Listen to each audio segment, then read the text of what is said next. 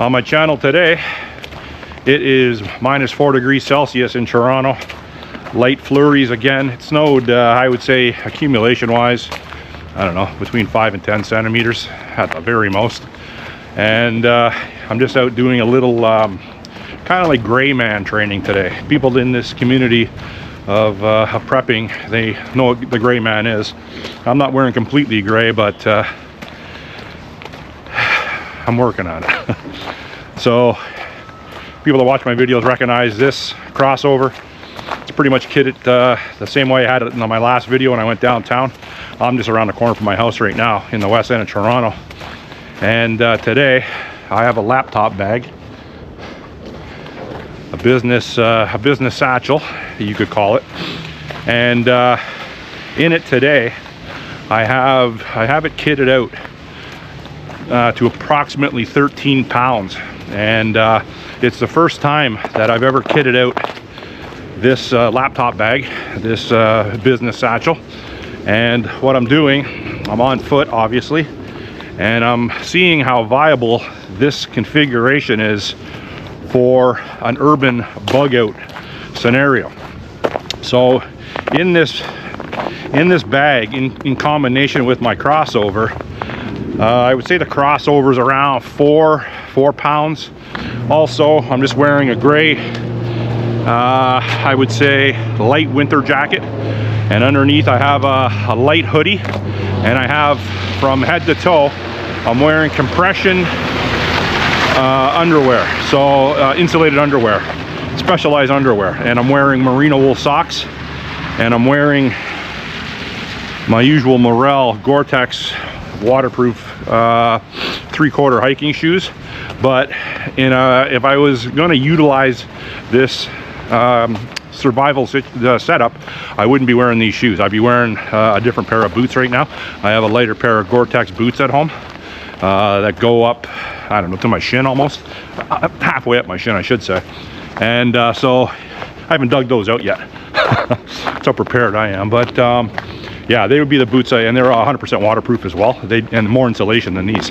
But I'm not setting this configuration up as an overnight. Let me back that up. This configuration is set up as an overnight configuration currently, and I'm hopefully going to find a spot where I can show you the contents of it up on the trail up here when I hit the trail. I'm on residential streets right now.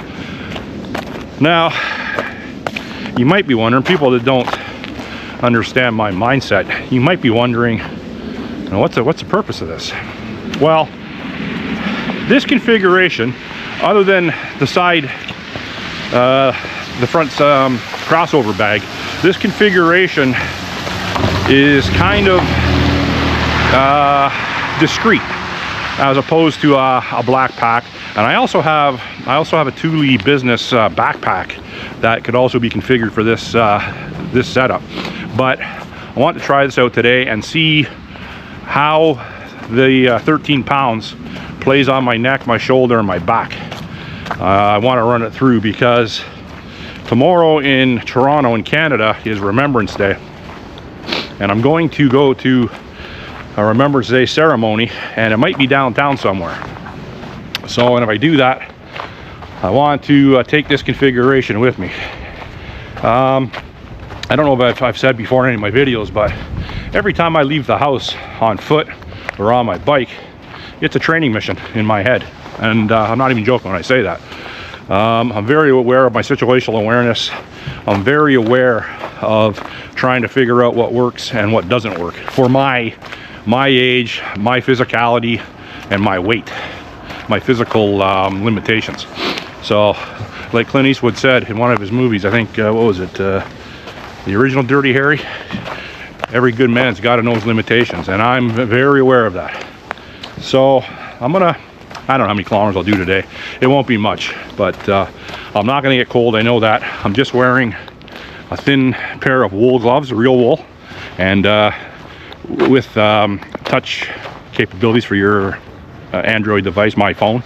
And I also have in here, I have a Faraday bag for my phone, and I am wearing my Garmin Fenix watch. But in the event of an SHTF situation where global positioning is still working, I would probably put this watch in the Faraday bag as well. I have alternate means of time here. I always try to always carry this with me. It's a clip-on Dakota battery operated watch, and I also have an analog watch at home too, ready to go. So, but this watch is very handy for a multitude of things, and they can, if the powers that be want to track you, obviously they have technology that's far beyond my comprehension, but you know, as a little bit of a safeguard, I can put my phone and my watch into my Faraday bag, which is in here. Also in here I have my fire starting kit, which includes ferro rod, lighter, hemp rope, tinder, fire starting packets, what else, oh, and duct tape on the ferro rod.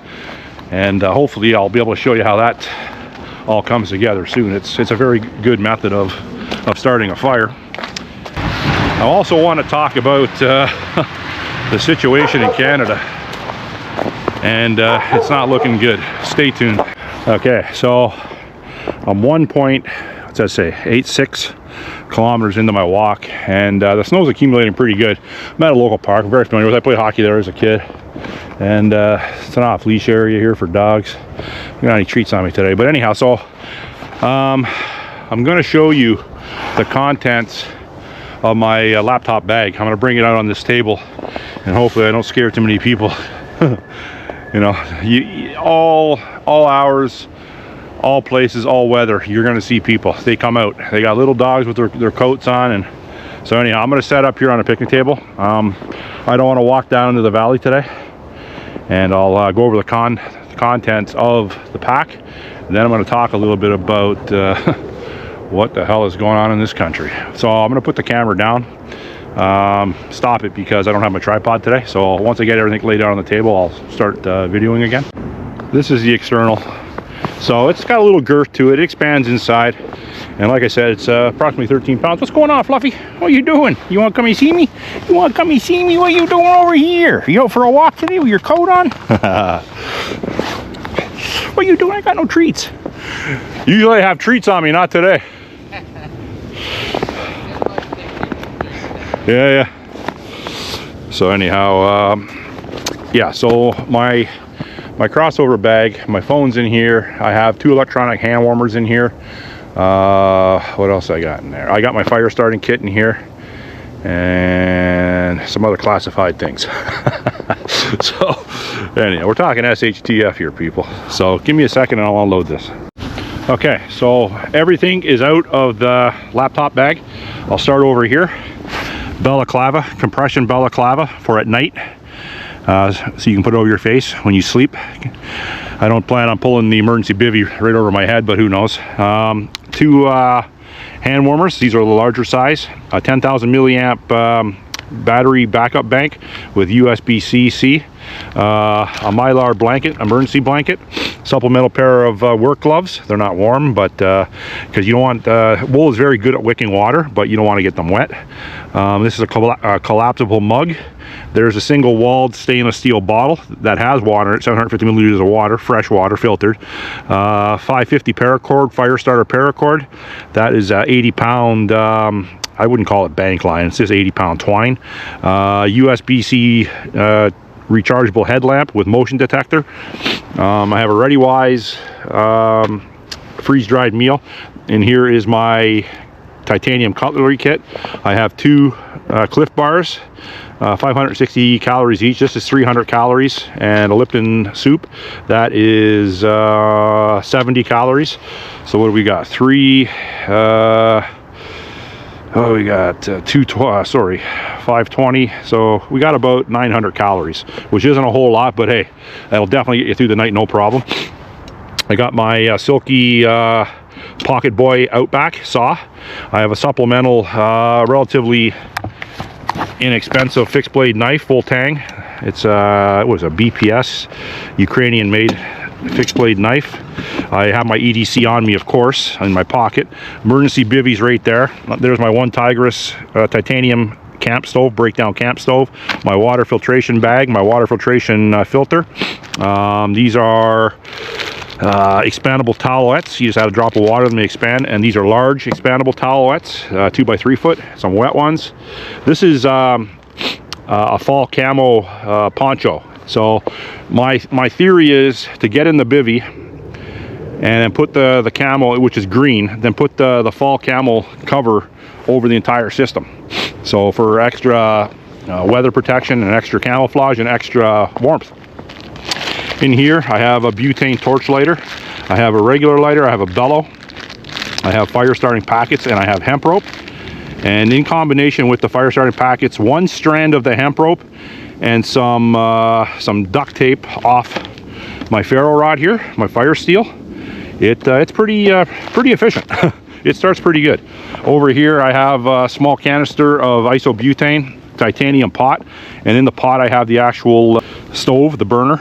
It's a very small lightweight one, and there I also have 4 blueberry tea bags so I can have some tea. Blueberry tea is actually kind of nice, it's black, I found. And that's it, and it all fits into this, and it kind of is incognito. So if and when I go downtown, and I might have this configuration tomorrow if I go down to I might have this configuration tomorrow if I go down to a ceremony, Remembrance Day ceremony down there. And like, hey, I'm telling you, things aren't getting any better in this city and in this country.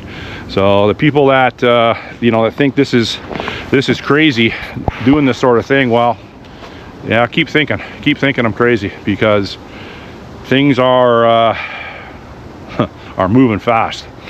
Right now we have the First Nations land grab out in BC, Richmond, BC. The city or the province has gave them back 800 acres in Richmond. And now Richmond, actually I was there last year. I went through Richmond. I believe the airport's there, and 800 acres is a large swath of land, and they've given that back, and there's contention for more land.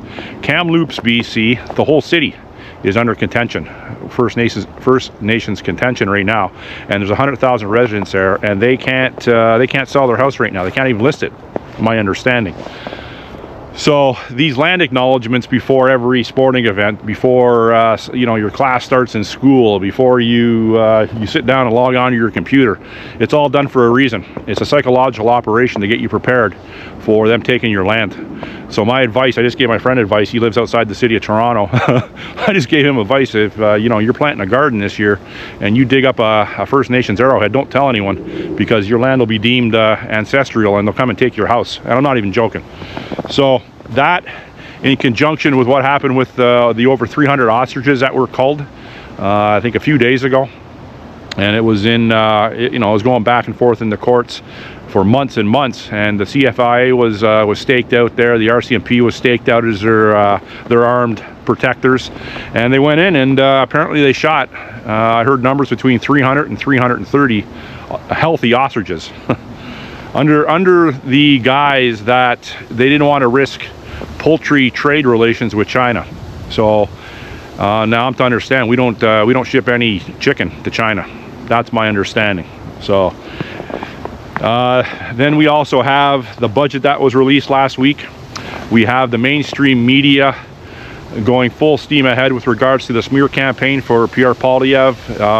They are getting rumors out there with members of parliament, conservative members of parliament crossing the aisle. One did, Tony Detriment, and you know, I called what was going to happen there. He's going out and on the CBC now. That's the only news that will listen to him. The CBC liberal propaganda news, and he's saying that, oh yeah, he's getting death threats and his family's at risk, and I called that. I knew that was going to happen right away. This is all by design. This is planned out. They make the problem, and then they really embellish it, and they exacerbate it. So I hope that Poilievre, like I said in one of my videos, I hope Poilievre can weather the storm, because they want to get rid of him bad, because he's the guy that is exposing them at every turn, and they don't like that. They want, you know, and they've been courting, and they've been trying to bribe conservative MPs to cross the aisle for months and years. This is very dirty pool.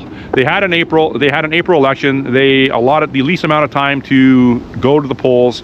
They lost the majority by 3 seats, and ever since then, they've been going through clandestine backdoor dealings to try to get members to cross the floor, whether it be NDP or Conservative.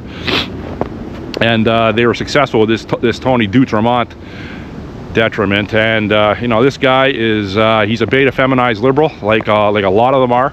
And you know, he's doing these news conferences. His eyes are bloodshot red. He says he's scared for his life, and oh, the boogeyman's after him. No, you are a very weak man, and a poor excuse for a man, and that's why you're going out there and you're groveling for protection, not even forgiveness. You're groveling for protection. That's what you're doing, and you're going to get it. You're going to get it because they need that. They need to keep the fear alive, because if more and more politicians are perceived that their life is in danger, or they're being threatened or harassed, the more laws they can bring down on us. Okay, so who knows if he got one death threat? Who knows? Who'd really know that? And if he did, it was from you know, an Antifa member, which is you know, falls under a huge umbrella: CBC, Liberal Party, NDP, Green Party, any multitude of communist party in this country that actually vie for political seats. It could have been any one of them. There's agent provocateurs around every corner. What else is going on? Oh, all the censorship laws, the immigration laws, the unsustainable immigration laws they want to put forth. I believe it's Bill C-3, where they want you know, your fourth generation grandchild over in Kuala Lumpur, they want them to be Canadian citizens too. All part of the Century Initiative to bring in 100 million people before 2100, and it's to collapse the system. You know when people hear me say, well, what benefit would it be to collapse the government? Well, it's a huge benefit, because the people that are responsible for collapsing the government are many layers insulated. They're not going to have a good life either, but they'll have a better life than us, living out in the woods over there. They'll have a better life than that for a little while anyways. You know, they'll go down to some deep underground bunker, and they'll have their food and their doctors, their dentists, and all that good stuff, but that'll all crumble too. This is all segueing into digital currency, digital ID. Yesterday I took the TTC downtown to go to the Manulife Center to look at the 12,000 flags planted on behalf of soldiers that had died in battle. And you know, just getting on the TTC, like, you can still get on some places with cash, and I paid cash. You can get on the bus with cash, and you can get on at certain subway stations with cash. But a lot of subway stations, you need either debit, use your credit card, or a Presto card, Transit, Metrolinx card or something. And if you're not at a place where they have an actual operator working there, you can't get on. So it's going to be a day very soon where there's going to be all the people that work these stations are going to be gone, and it'll be all digital to get on. Now, if you're deemed someone that is, you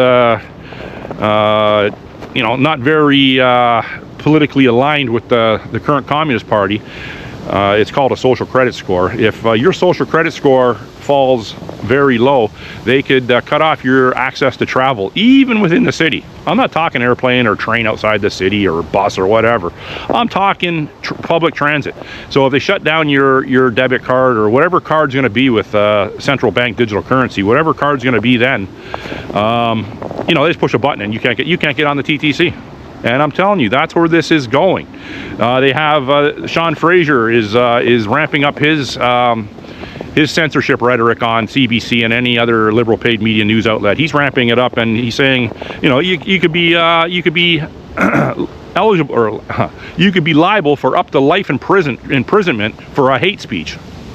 Okay, now who is deeming what the hate speech is? Of course it's going to be liberals. It's going to be the people with the poison dart frog hairdos. Of course it's going to be them people with the septum rings. Of course. They are filled with vitriol. They're filled with hate. And they want people like me, the anti-vaxxers, the white supremacists, the white nationalists, which I'm none of that. Okay? I'm none of that. But that's what I've been labeled as. And so they are going to round up people like me, and you know, that's the way it's going to be. That's the way it's going to be. I've had a good run. And And they're not going to stop until these laws are they're all passed. And then you have, I don't know which person it was a lady from the NDP. She's an indigenous. Well, she's claiming to be indigenous. She appears to be indigenous. She goes on and she wants laws put in place for residential school denial. Yeah, okay, so I'm not laughing at that. We all know there was some bad things done in these residential schools to these First Nation people. No one's denying that. What people are rebuking is the fact that there hasn't been mass graves found. There's been lots of claims of mass graves for these children, but there hasn't been one body found. And you can Google that to your for hours and hours. You're not going to find one body found. So that's what people are challenging. They're not challenging the fact that residential schools didn't exist, and that there was some SA that happened there, and some physical violence towards these kids in the school. And so that is not being denied. It's the fact that start producing these mass graves that you're claiming before you start making up these fake laws to throw people in jail, because people in jail that don't agree with your warped sense of politics or your warped sense of ideology. This is why I'm out here today. You see all this stuff? See that? I'm out here today because I want to live a little longer than the next person. And there's a few people that I follow on social media, quite a few, and there are a few of me that do this for sure. A big community, actually, and in Toronto not so much, but in Ontario, I guess in the rural areas. But out west is looking good. Well, it's perceived to look good. They're never going to let Alberta separate. They're going to use the First Nations people to quell that, because what you do, the chief of these First Nations people, there's 50 people in this band, and some of these bands you never heard of. There's 50 people. So of these 50 people, 20 of them are relatives. They all get board member jobs on the 50-person band, and they're all making between $100,000 and $350,000 that the government gives them.